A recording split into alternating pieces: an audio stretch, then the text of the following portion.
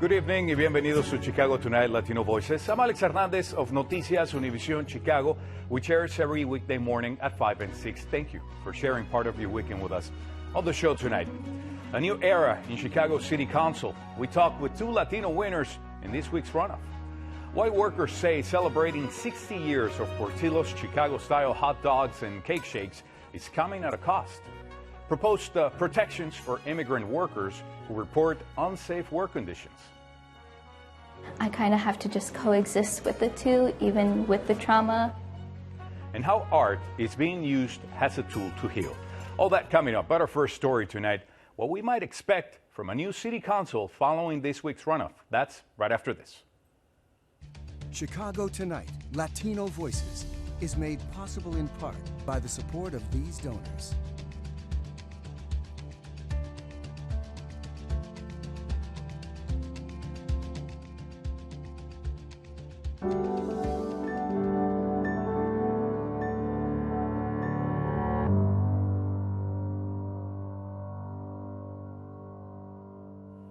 Nearly a quarter of the city will get new leadership when alderpeople are sworn in next month.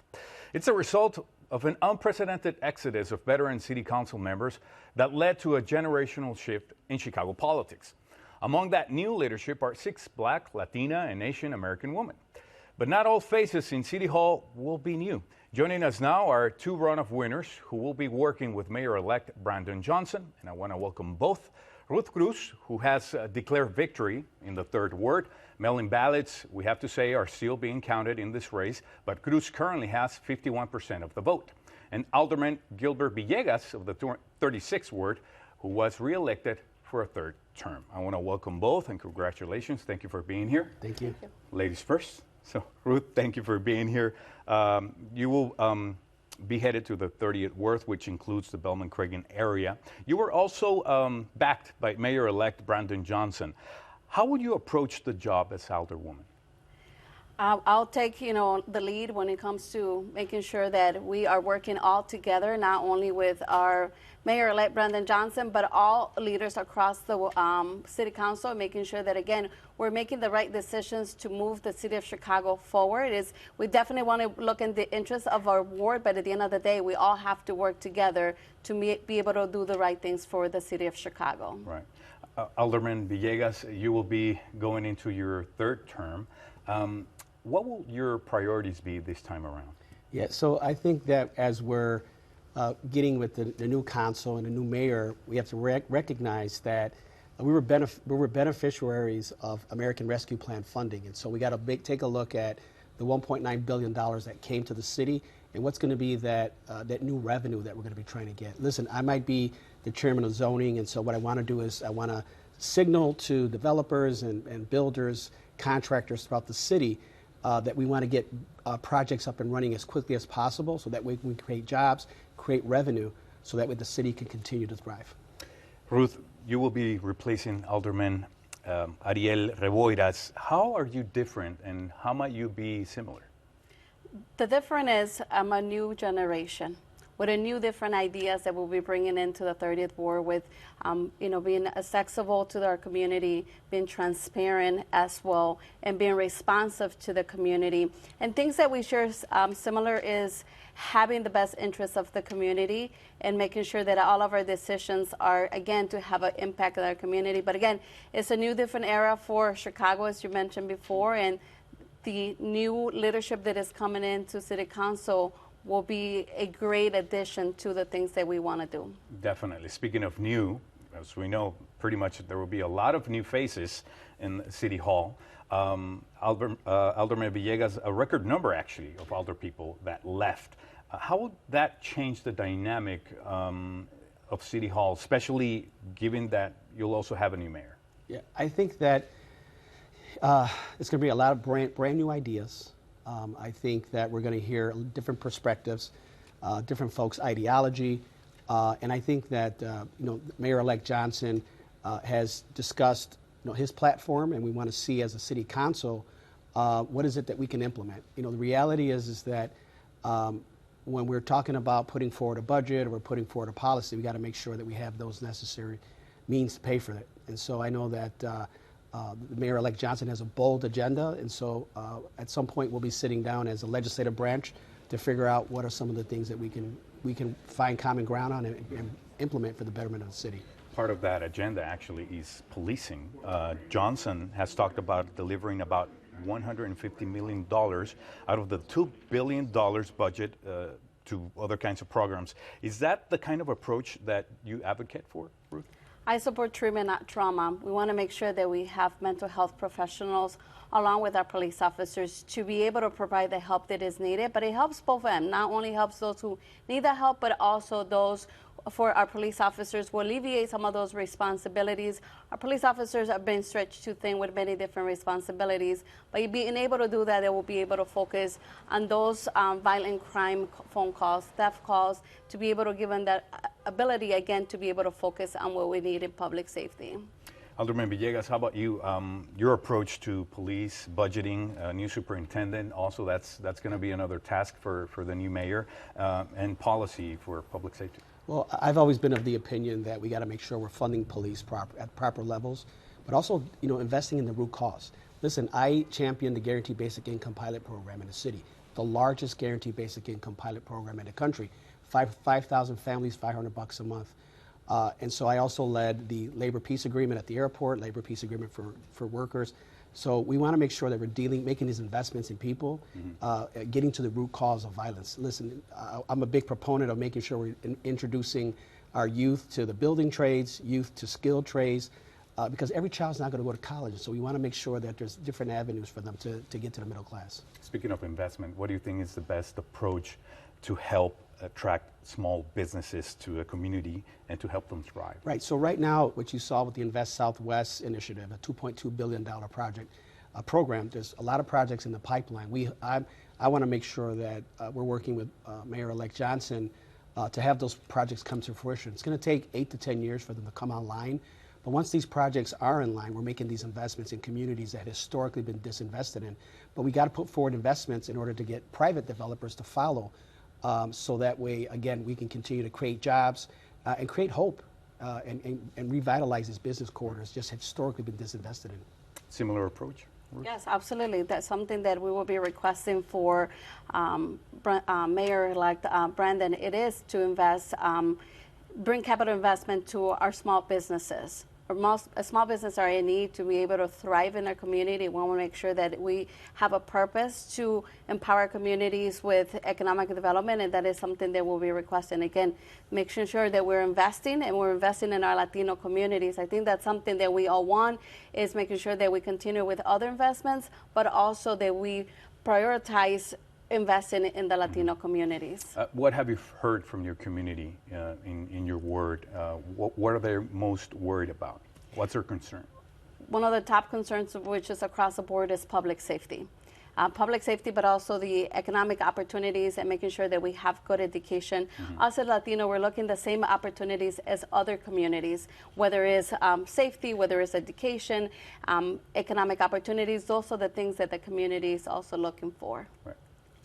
Yeah, I would just say that, remember, government, we don't manufacture or sell widgets. We're reliant on businesses to succeed, which in turn creates jobs, which in turn creates tax revenue, which in turn funds government. And so we got to make sure that we're working hand in hand with business community so that way we can make sure they're successful. What would you say is the biggest concern for your community? Well, listen, I ran under a platform, public safety, accountability, city services, economic development. And so I would say that those 4 issues were top of mind as I spoke to voters. But we want to make sure, again, that we want to see Mayor Johnson succeed. We want to see the city council succeed. And we hope that there's an opportunity to work together to collaborate, again, and make sure that we're attracting the Democratic National Convention here, big investments here, as well as companies moving to Chicago again. Ruth, last word for your community. That my commitment has always been for them, and I will be working digitally and strategically to make sure that, again, we have, again, like I mentioned before, a thriving community. I'm from the community and rooted. We want to make sure that we have strong leadership, but leadership that is rooted in the community, and this is who I am. Expect exciting things. I'm over the moon right now. I want to make sure that all that excitement is brought up to the community. The community is on a loud message and clear message. They said that they're looking, for example, they're looking for authenticity. Also, again, like I say, leadership rooted in the community. Less than 30 seconds. Gilbert, same comment? Listen, I'm gonna, my community sending me back for a third time and overwhelmingly supported against some of the machine politics that went against me. So I'm excited. They understand that I deliver for my residents and just really ready to hit the ground running. This will be my third mayor that I'm working with. I have Mayor Emanuel Lightfoot and now Mayor-elect Johnson, and making sure that we want to bring investments back to the community. We'll see if you continue with that trend. Gilbert, thank you so much. Ruth, thank you. Thank you so much. Thank you for having us. Our thanks to Alderwoman-elect Ruth Cruz and also Alderman Gilbert Villegas. Thank you. Portillo's celebrating 60 years of Chicago-style hot dogs and its famous Italian beef sandwiches this week. Mayor Lori Lightfoot even declared last Wednesday Portillo's Day.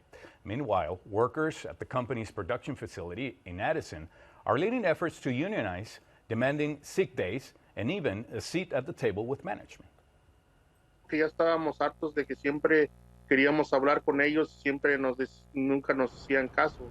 No tenemos días de enfermedad, no tenemos vacaciones. Yo tengo 33 años, nada más me dan 2 semanas de vacaciones. Nos dan una aseguranza carísima que pues nosotros en realidad no la alcanzamos a cubrir. Entonces es lo único que nosotros estamos pidiendo, buenos aumentos, porque en realidad, si te das cuenta, lo que yo gano para tantos años ahí, no es nada lo que ellos ganan. Nunca se han preocupado por los empleados, que en realidad se deberían de preocupar por los empleados, que de ellos son los que hacen crecer la compañía. We want folks to understand that the workers at this Portillo's food facility currently have 0 sick days. And it's important that folks understand the gravity of that, because just like everyone, these workers are humans. They're bound to get sick at some point. And it is completely inhumane and unjust for these folks to have access to 0 sick days. And if they do end up getting sick, unfortunately, they have to take a leave without pay, which is detrimental to a lot of these folks because they're already living paycheck to paycheck. It's fine if Portillo's wants to move forward with their vision to expand from 60-something stores to 600 over the course of the next decade. But what is not okay is for them to make that growth at the expense of the workers. This is actually what Portillo's tells us in a statement, and I quote, "We are proud of the competitive pay, career growth, and development opportunities and outstanding benefits, including health insurance, a wellness program, learning resources, meal benefits, and reward and recognition programs that we provide for everyone who works here. It's our commitment," they say. Workers at Addison's production facility have an election scheduled for next Thursday to decide whether they will unionize as a group. Up next, Brandis Friedman and proposed protections for immigrant workers. That's in the conversation recorded earlier.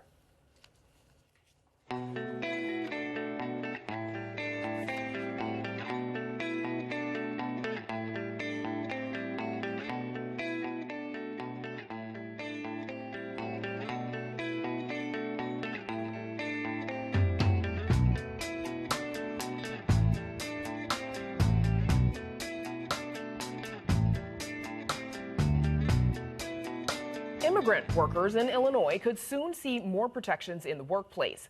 Democratic state lawmakers, the Illinois Attorney General, and workers' rights groups are pushing for the Work Without Fear Act in Springfield.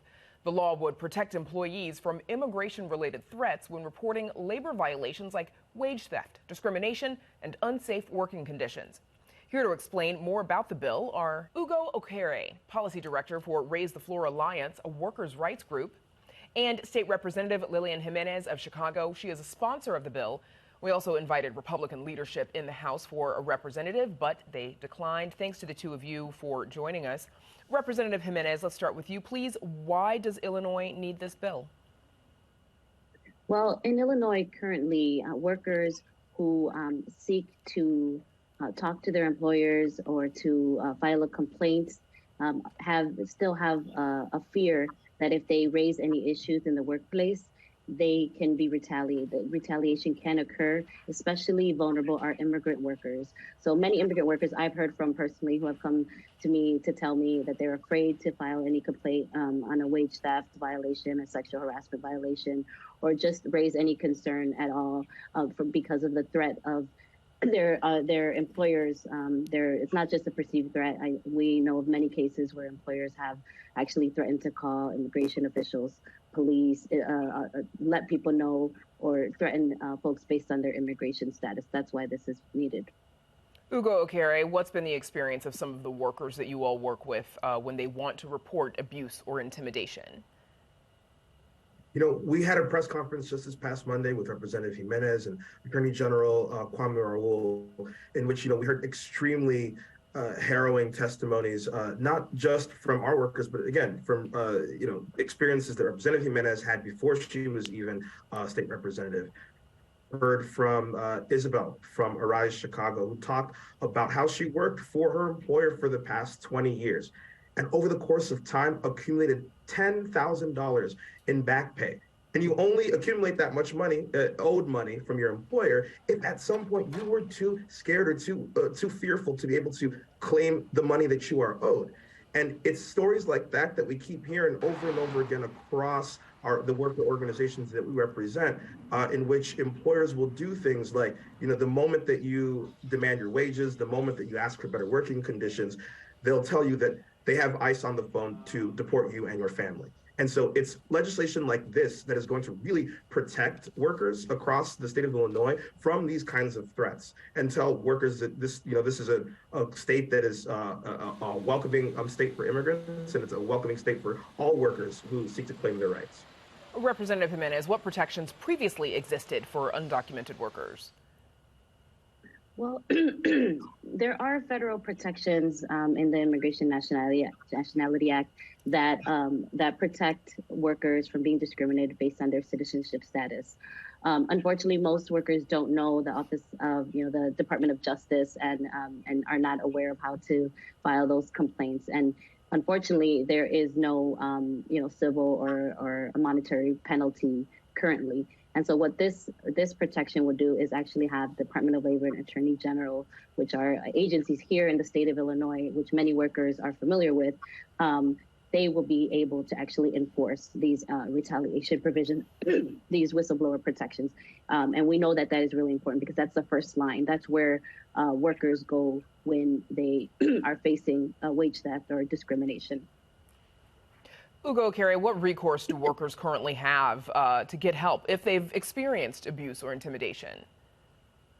There are, under the NLRA, there exists protected concerted activity, right? Where if you are, working with or speaking to other workers in the workplace about issues that you're facing, and you all are trying to take collective action, there are protections at the federal federal level.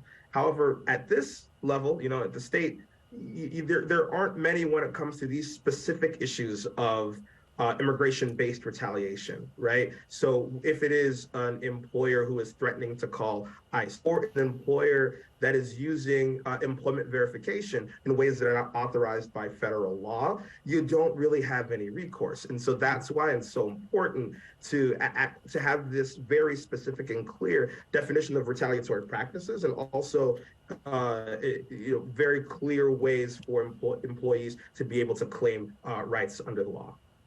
Representative Jimenez, what authority would this legislation give the Attorney General's office, any other offices for that matter, and what kind of consequences could an employer face? This act, the Work Without Fear Act, allows the Department of Labor to create a infrastructure to investigate complaints. So I previously worked at the Department of Labor, and I'm very familiar with the wage claims process and how workers really trust the Department of Labor, because the Department of Labor has put many, many years into working with all communities and regardless of status. And so immigrant communities do go to the Department of Labor. And so this act will allow the Department of Labor to also be able not only to enforce the wage theft, such as the story that Ugo mentioned with a worker who was owed tens of thousands of dollars, but also to enforce the provision that we're proposing here, which would create an anti-retaliation provision. So if that same worker went to their employer or went to the Department of Labor and or the Attorney General's office to complain, they couldn't then be fired or retaliated against, or the employer could not threaten to call ICE or the police to report their immigration status. And that is a huge difference. I want to emphasize, I've talked to people so many times when I was in that position who told me they were afraid to file the complaint, who came to the department but said, I don't know if I want to sign this piece of paper that says that my employer is going to know that I'm complaining because I am fearful that my immigration status will be used against me. Some people maybe in some cases were undocumented, but sometimes people were legal permanent residents. Sometimes people were U.S. citizens. The fact remains that people in this country who are immigrants still have a fear because of some of the policies that that have been put into place. There is a fear that has been instilled in this community. And so what this bill would do is allow the Department of Labor to reassure people, the Attorney General's office to reassure people that in fact, this is a law in Illinois, that if you have an underlying claim, you have the ability to go somewhere and to file that complaint without fear of losing not only your livelihood, but possibly, your ability to stay in the United States. Representative Jimenez, go ahead. We've got about 20 seconds left to go. Representative Jimenez is right. The whistleblower protections in this bill also expanded to not just filing a formal complaint, but also filing or speaking to a public body or a public official who's conducting an investigation, and you will still be protected even if, again, it's not a formal complaint filed with an agency. Okay, that's good to know. Representative Lillian Jimenez and Ugo O'Carey, thanks to you both for joining us. Thank you. Thank you for having us. There's more Chicago Tonight Latino Voices right after this.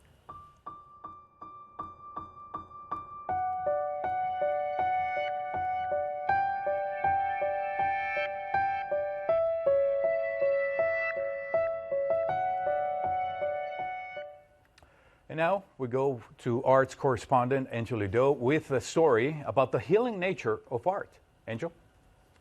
Alex, a local art student, is using her artwork to explore her religious upbringing. Now, it's a process about 4 years in the making after several years of trauma. Now she's using art as a tool to move forward. My parents didn't grow up with a lot of money, so we didn't go to art museums, but church became the art museum for me. The glass-stained, colorful imagery, that became the visual language. When I first started practicing drawing, I first started with religious figures because I wanted to make my parents proud. But art student Jackie Patino says her relationship with religion dramatically changed during her teenage years. Catholicism in general is so prevalent in being Latino and Latine. It's really hard to separate the two. There was a period of time where my mom thought that I was possessed by something. She kind of thought that our whole family was possessed or being attacked by a demon of some sort. And it was very hard to both watch my mom and my family in general kind of go through this stage of madness. That madness, Patino describes, would soon reach a breaking point. So after a couple of years of just going through constantly being told that there's a demon in you, the catalyst was my mom had an exorcism done on me, so I had to be cleansed. In her words, after the exorcism was done, she kind of for her it was healing, but for me it was kind of just it was complete opposite. Patino would go on to use her art not only to process what had happened to her, but use it as a tool to both heal and forgive.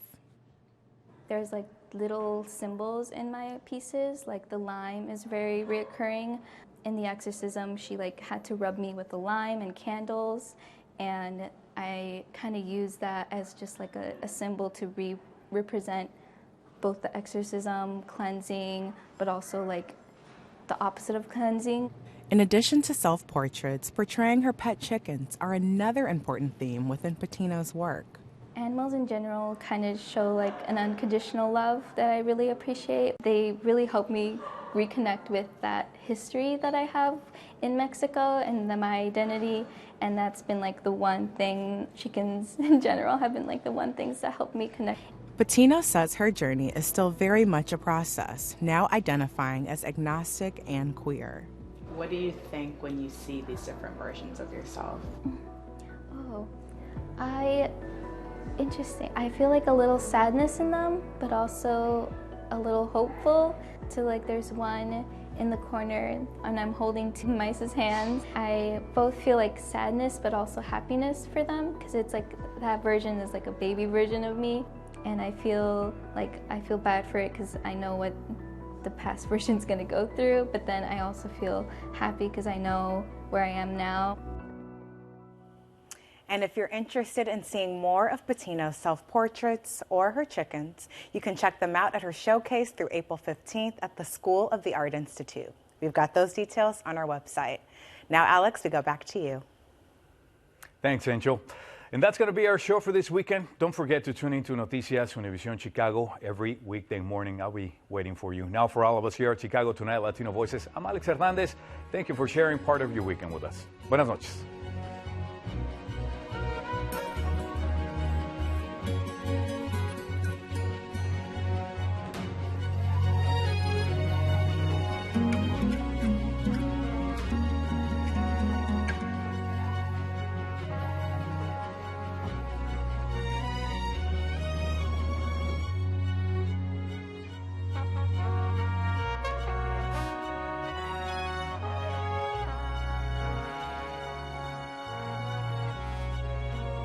Closed captioning is made possible by Robert A. Clifford and Clifford Law Offices, a Chicago personal injury and wrongful death firm that's proud to serve its community through pro bono legal services.